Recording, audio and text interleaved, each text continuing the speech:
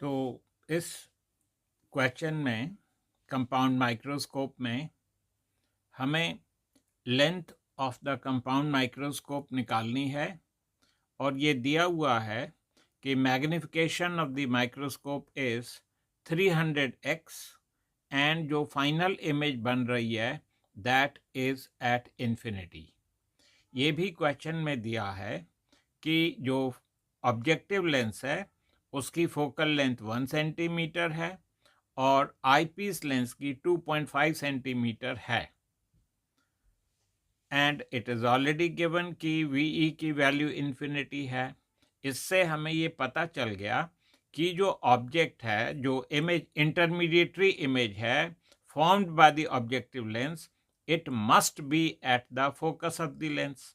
इसलिए ये डिस्टेंस होगा 2.5। क्योंकि फाइनल इमेज इन्फिनिटी पे बन रही है तो मैग्निफिकेशन का फॉर्मूला लगाएंगे d/fe। d की वैल्यू 25 है और फोकल लेंथ 2.5 है तो m⁻e की वैल्यू आ गई 10। अब यहाँ पे हम बात करेंगे ऑब्जेक्टिव लेंस के बारे में। तो मैग्निफिकेशन का फॉर्मूला होता है mo मल्टीप्लाइड बाई me। ये याद रखें कि magnification of a microscope negative होता है तो -300 लिख दिया। mo मल्टीप्लाइड बाई 10, mo की वैल्यू आ गई 30। अब हमें ये डिस्टेंस निकालना है, v निकालना है, इसलिए हम फॉर्मूला लगा रहे हैं कि m is equal to f minus v divided by f। For objective this value is -30। Focal length of the objective lens 1 था, minus v not by 1, v not की वैल्यू आ गई +31।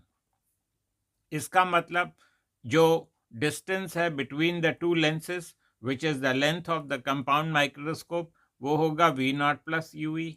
वी नॉट की value 31 plus 2.5 and that will be 33.5 centimetre. Thank you.